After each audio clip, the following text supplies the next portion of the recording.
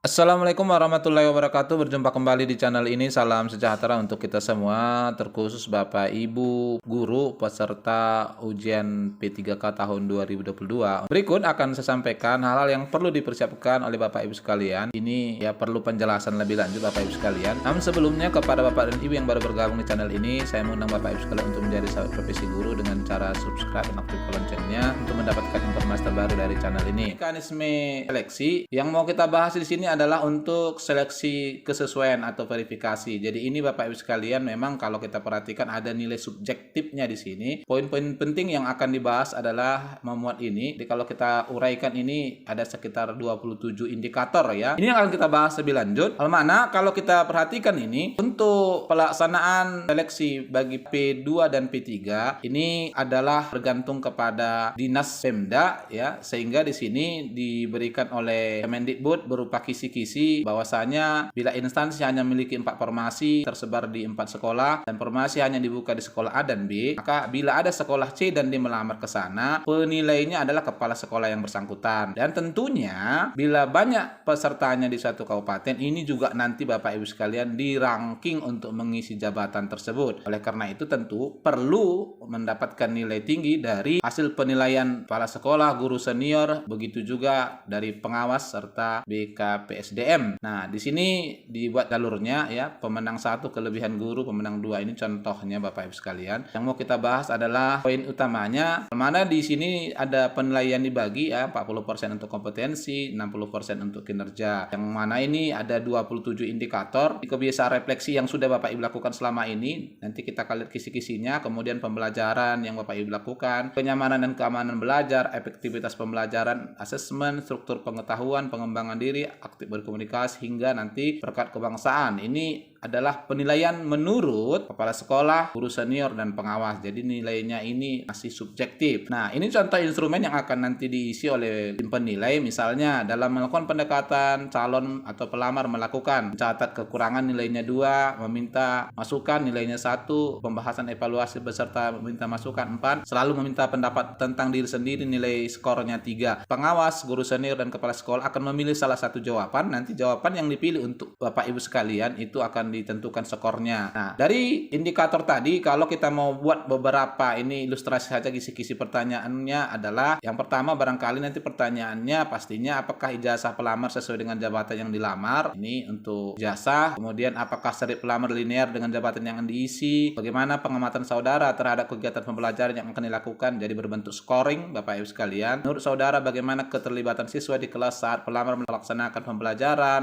Kemudian menurut pengamatan saudara bagaimana tindak lanjut yang dilakukan pelamar setelah evaluasi pembelajaran? Menurut pengamatan saudara bagaimana sikap pelamar dalam menyelesaikan masalah siswa? Jadi ini beberapa bentuk yang mungkin mirip dengan pertanyaan yang diujikan nanti. Yang intinya adalah memuat apa yang tertulis di 27 indikator tadi. Dan ini tentunya dinilai menurut apa yang diamati selama ini. Hingga dalam 3 minggu ini Bapak Ibu sekalian, Bapak Ibu masih bisa memperbaiki tentunya ya, agar kiranya nilai scoring Bapak Ibu nanti lebih besar. Nah, itu nanti akan diakumulasi ya semuanya, kemudian digabung dengan hasil penilaian dari BKPSDM. Yang dinilai oleh BKPSDM adalah orientasi, komitmen kerjasama, dan kepemimpinan. Yang berikut yang mau kita lihat Bapak Ibu sekalian adalah panduannya. Nih dijelaskan di panduan aplikasi penilaiannya. Hal mana tadi seperti yang saya sampaikan, yang menilai adalah guru senior, kemudian kepala sekolah, dan pengawas. Jadi tingkatannya seperti ini kalau dijelaskan di sini. Di halaman 17 panduan penilaiannya dijelaskan bagian pertama nomor 7, penilaian pelamar prioritas 2 dan prioritas 3 oleh guru senior. Jadi yang melakukan penilaian pertama sekali adalah guru senior. Guru senior dapat melihat data pelamar dan melakukan penilaian pada halaman pelamar. Halaman penilaian hanya dapat diakses pada waktu yang telah ditentukan. Jadi masing-masing guru senior menilai pelamar dari sekolahnya ya. Untuk melakukan penilaian guru senior, sebagai penilai harus memilih terlebih dahulu guru yang akan dinilai. Setelah memilih guru yang akan dinilai, guru senior dapat memulai proses penilaian dengan menekan tombol observasi. Nah, di sini muncullah data-data Bapak Ibu sekalian. Kemudian guru senior melakukan penilaian meliputi aspek kompetensi dan penilaian kinerja yang Bapak Ibu lakukan selama ini. Penilaian memilih salah satu jawaban yang paling sesuai di antara beberapa pilihan jawaban pada setiap pertanyaan. Jadi ini tadi adalah penskoran. Kemudian sistem akan menyimpan jawaban dari setiap pertanyaan ketika penilai menekan tombol lanjut. Lalu yang berikut, tombol nomor soal hanya aktif setelah pertanyaan terjawab. Penilai dapat melakukan perbaikan jawaban dengan menekan nomor urut selama proses penilaian belum diselesaikan. Lalu berikutnya, penilai tidak dapat menyelesaikan proses penilaian, ini teknisnya saja. Begitu juga kepala sekolah Bapak Ibu sekalian, kepala sekolah juga akan melakukan penilaian. Kepala sekolah akan memilih pelamar, kemudian di sana akan diobservasi ya terkait dari kinerja. Jadi observasi sebenarnya adalah menjawab pertanyaan yang disediakan di sini berdasarkan pengamatan selama ini. Begitu juga pengawas sekolah Bapak Ibu sekalian, pengawas sekolah juga akan melakukan hal ini. Setelah itu kemudian diakumulasi keseluruhan nilai dari guru senior, kepala sekolah, dan juga pengawas sekolah. Kalau pertanyaannya barangkali sama, ini nanti dari sana akan diakumulasi nilai tertinggi ya, bergantung dari apa yang Bapak Ibu lakukan selama ini. Lalu digabungkanlah Bapak Ibu sekalian dengan penilaian yang dilakukan oleh Dinas Pendidikan dan BKPSDM. Nah, Dinas Pendidikan dan BKPSDM ini yang dinilai adalah terkait orientasi pelayanan Bapak Ibu, dan tentunya apa yang dinilai di situ ya dibuat dalam bentuk scoring Bapak Ibu sekalian, yang mana dibuat di bagian B ini.